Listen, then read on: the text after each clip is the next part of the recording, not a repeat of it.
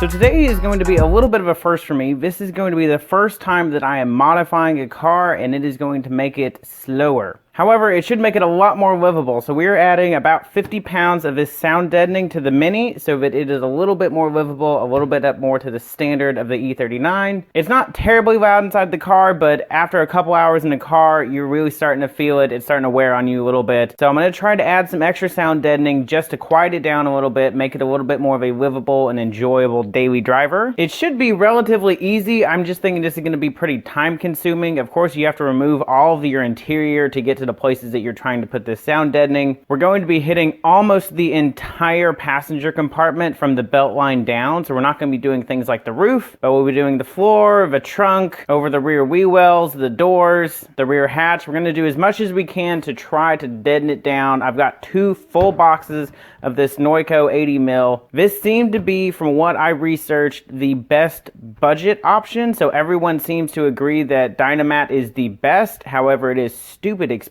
So after a good bit of research, this is what we're going with. We're going into Neuco. Yes, Dynamat is better, but I'm not trying to spend hundreds and hundreds of dollars just to make the car quieter. Instead, we're going to spend a little bit over $100 and we should get close to the same result. We're also going to be using some of this expanding foam, specifically in the door cards. So not anywhere actually on the car. There's just some section of the door cards that I thought it might be useful, so we'll try it out, see how well it works. The material is pretty pliable, especially if you put it in the heat. So I don't think I'm going to have too much difficulty putting it down. It cuts really well with the X-Acto knife. I've already cut some pieces of it and it cut flawlessly with the knife. I didn't have any issues with it. I haven't tried scissors yet, but it says that you can cut it with scissors. Of course, I've got a Sharpie just for marking out different shapes, and you have to have a roller like this. So this is just one that I picked up offline. It's just a solid roller so that you can roll it all flat. So all of these little indentions and diamond plating that you can see, they wanted to be perfectly smooth when you're done rolling it to make sure you have a good adhesion to the underlying panel. One of the things that I'm going to try and use is this really thin cardboard that's like cereal boxes and things like that. So that way I can cut out shapes, stick this in a door, figure out what works so that I can work with this, and then apply the template to the sheeting. That should save me a little bit of time and effort than trying to squeeze this inside the door. The Neuco does come with some nice instructions. I mean, it just gives you basic guidance. It's pretty common sense, all of it, but it at least kind of helps you out. They do, again, recommend using templates, making sure you use a lot of degreaser to make sure everything is clean. So it's not a bad set of instructions. At least it all makes sense. It's not like in some horrible broken English like some of the other instructions.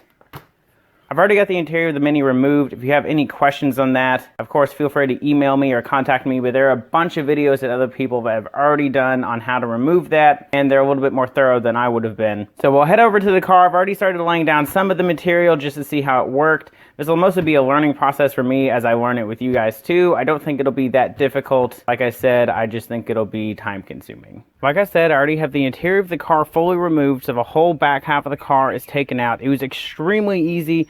Each one of the sides comes off in giant panels. The seat's easy to take out, and then this little trunk is just a piece of carpet.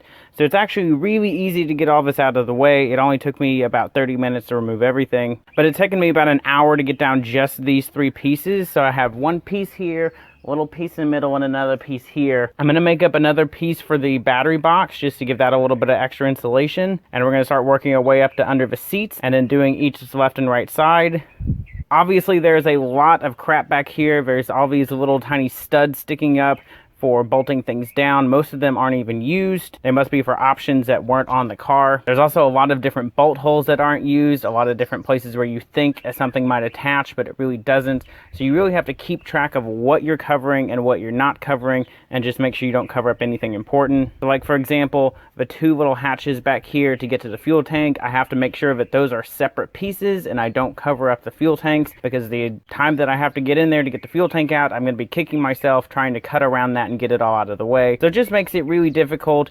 Use your templates, take your time. This roller is invaluable. You want to get everything as flat as you can. It's a little difficult to get into the tight edges. I haven't quite worked out how I want to get into the tight edges with it, because this little side here is going to start scraping into the vertical piece. If you set the pads out in the sun with the shiny side down and let it heat up, it makes it a lot more pliable. It makes it a lot stickier, It'll go on a lot easier. And of course, wear gloves. You don't want to get the little sticky sound deadening stuff on your fingers. It's hard to get off and it's probably not good for your skin. So we're going to keep working through it, and I will update you guys as I have a little bit more progress. Well, after about 5 hours of work, I have the rear floor area done. So I've got the area under both the front seats and the trunk done all the way up to this ledge here. I have learned a few things in that time. Number one, while sitting them in the heat does help. Honestly, it almost makes them a little bit more difficult to work with just because they're more sticky, so it's harder to place before you start rolling it down. So depending on how complicated an area you're trying to get it into, I would recommend not sitting in the heat. I think that's really good for big flat areas like on a roof where you could get it really sticky and it'll stay up there. But other than that, I just put it in cold. It's about 65 to 70 degrees here, so I didn't have any issues with that. The roller is working wonders.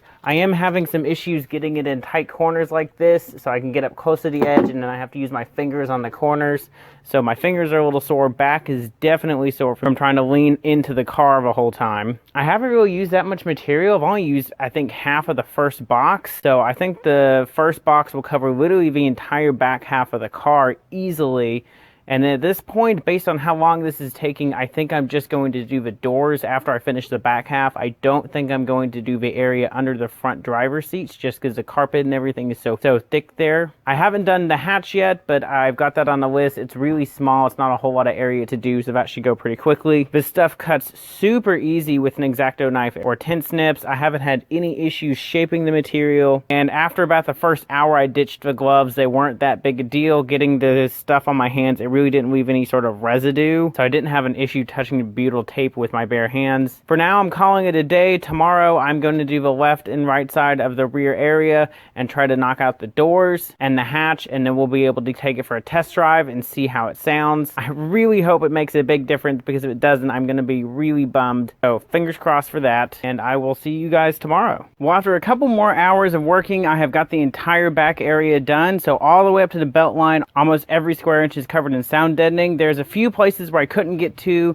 like where there's already some sound deadening over here and some seam sealer, so I didn't cover those up twice. I also left room for me to get into the fuel tank if I ever need to change the fuel pump out, and the area where the seatbelt screws are bolted in, I left that exposed as well. I didn't want any issues with that. Of course, be very careful to mark all the holes for the pop rivets that go back in. You don't want to have difficulty trying to find those holes when you're reinstalling those giant panels. And keep your scraps. They're super useful, especially when you're like up here around the tanks and you're trying to make weird circles and ovals into more square shapes. They're great for filling in those gaps so you can do big pieces at a time. It also makes it a lot easier to measure stencils when you're trying to just measure out a rectangle as opposed to some sort of weird shape. I didn't even use one entire box of the material to cover the entire back half of the car. So unless you're doing the roof or just going crazy with it, really, I think one box would do it. If you're only getting one box, do the doors first. Make sure you get those completely done and then work your way back. And then whatever you have to leave exposed back here will be a lot less noticeable than the doors. But I have two boxes, so I'm not worried about it. If I have leftover, I'll just keep it and use it on another project later. I also made this little cardboard cover here to go over the battery. And then of course the carpet with the big foam padding will go over that as well. So just a little bit of added sound deadening. So I'm gonna get the entire rear of the car put back together, and then we'll move up to the doors and the door panels, get that knocked out, and then we'll be done. Now we can start working on the doors. Before I start applying stuff to the interior of the doors, I want to go ahead and work on the inside of the door cards. As you can see on the other side, they already have some foam across the top half of each door card. But on the bottoms here, they don't have anything. They have a lot of grooves. It would take forever to cut little pieces of the actual sound deadener and stuff it in there. And that's really not what it's designed for. This would be a much better spot for foam. So as I showed you earlier, we have this expanding foam in a can. So it's meant for sealing up cracks inside your house for better insulation. But it should work well on filling in all of the little intricate gaps. So I'm going to go ahead and work on the passenger side door card over here. We'll do that one first, and then we'll move to the driver's side. I'm going to try and do this all at one time. I don't know how reusable this little nozzle is, but we'll see how it goes. So I got all the foam sprayed. It was actually super easy. You just screw the lid on, shake the can up for 60 seconds, and start spraying it, and it comes out pretty easy. It doesn't expand a whole lot once it's actually out of the can. it expands all right out the nozzle. So the nozzle is smaller than the size of a pencil, but it comes out like a can of whipped cream. So it comes out, you know, about as big around as your thumb. But it filled in the bottom perfectly. I was able to kind of sculpt it a little bit with some cardboard to keep it just within those ribs. It's not going to make a world of difference, but for $3 worth of spray foam, I've already got the door cards off. I figured it was worth a try. I did use the entire can to do this bottom half of the door. Not that I can think of anywhere else you could use it, but if you're planning on using it anywhere else, you're going to need to get a second can. So now that this is done, we'll be moving on to the doors. I don't think they'll take that long because A, they have a lot of flat surfaces, and B, we have really good access to them because we can open the door all the way up and just comfortably sit on the driveway, whereas doing it in the interior was just horrible. I was cramped, it was tucked in, it's a very small car, so getting to all the spaces I need to was very uncomfortable. We'll let this cure overnight. It needs 24 hours to be fully set up and rock hard. It should be dry within about 30 minutes though. So after letting these cure for 24 hours, I've gone ahead and adjusted this side, so I've cut it down to the level of these posts because these are what are going to be pressing against the doors, these little clips right here. So as long as every bit of foam is below this height, you're not going to have any issue with the door card sitting flush against the door the way it's supposed to. So you can see how some of it only expanded up to just above the plastic, which is what I wanted. I got a little bit better on this side. This side I had a lot that was too high. This will continue to expand a little bit even hours after it's been put on. So while originally all of this was just the height of this little bit of plastic down here, it's now twice as high, and some of this got, you know, 4 times as high, so I had to cut it down a lot. So I'm not gonna have to cut as much on this side. I got a little bit better at using the foam and putting in less material. So like this big clump down here, I'm still gonna have to cut down, but it cuts super easy. You can cut it with a saw blade. You can even pry at it with a screwdriver. If it's small, tight areas you can't get to with the saw. Just be careful not to rough up this edge with the saw blade. You don't wanna be cutting into your faux leather here and making it look bad. So just keep an eye on where you're cutting and just gently come at it from one angle. You can kind of come at it from the other. You can move the clips out of the way, but it's really easy to work with, and I do think this is going to make a difference. I mean, this is a lot of foam. They've already got some other foam and some sort of fabric over here to absorb some sound deadening, and for $3 and just a little bit of time, I think it's definitely a worthwhile effort. All right, so I am done with both the driver and passenger doors now. You can see that I've got the big panels on both the top and bottom of the door bar on the inside of the door skin, and on the outside, on the passenger compartment side, I have another big swath, and I've got the small one over by where the power window motor bolts up. I don't want to put too much on the outside because there's obviously a lot of bolts, a lot of holes, a lot of things on the outside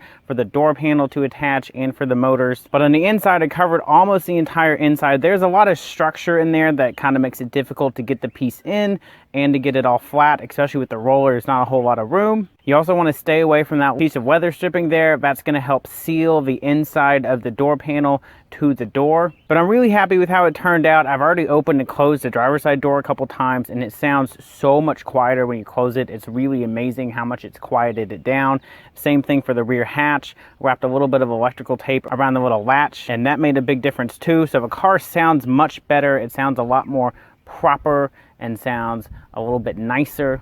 So I'm really excited to take it out on the road. I'm going to get the door panel put back on, and then once everything's buttoned up, I'll take it for a drive and I'll let you guys know my opinions about it. Well guys, I have to say that was a lot more effort than I thought it was going to be to get all that in. It was very hot and sweaty work. I think it didn't help that it was reflective, so as it reflected the sun's heat on me, it turned the back of my car into a little bit of an oven. So I definitely recommend doing it in the shade if you have the means to do so.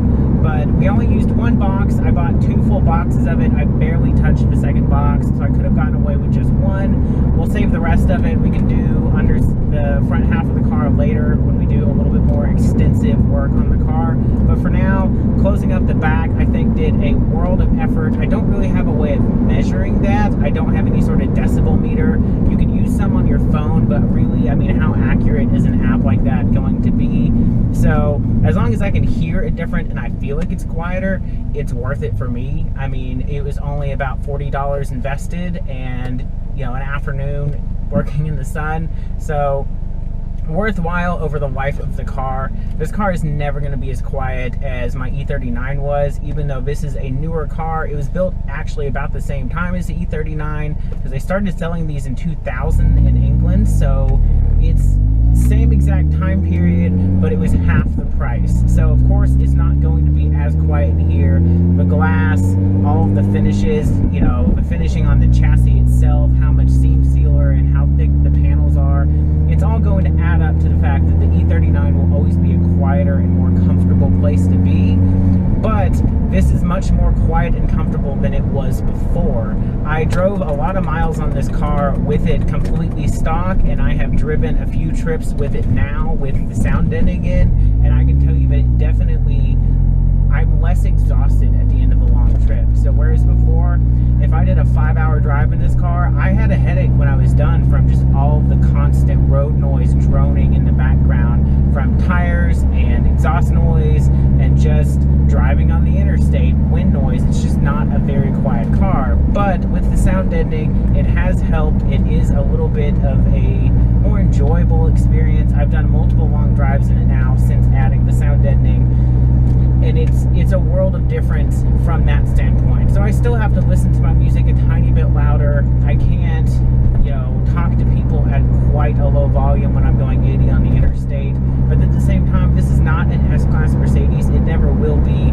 This is more of a city car, and that's fine. I mean, it's a little city hot hatch, and I'm okay with a little bit of road noise, but I would say it was a worthwhile investment. So time and money invested, 100% I can recommend doing this. So if you have an older car or a car that's not quite as nice and you want to take it just that little bit of extra level, yeah, go ahead and buy a box of it, put it in some random places. I don't think it's worth it doing everything 100% covered. I think that's overkill. I think if you're putting big chunks on big flat panels, that'll stop most of your resonance and noise.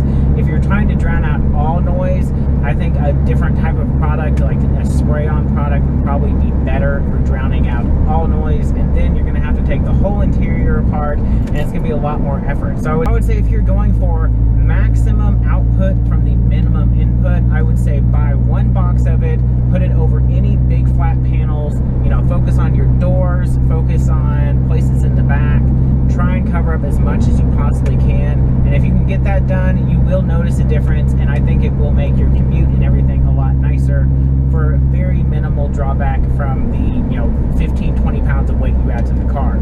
Of course, if you guys have any questions or comments,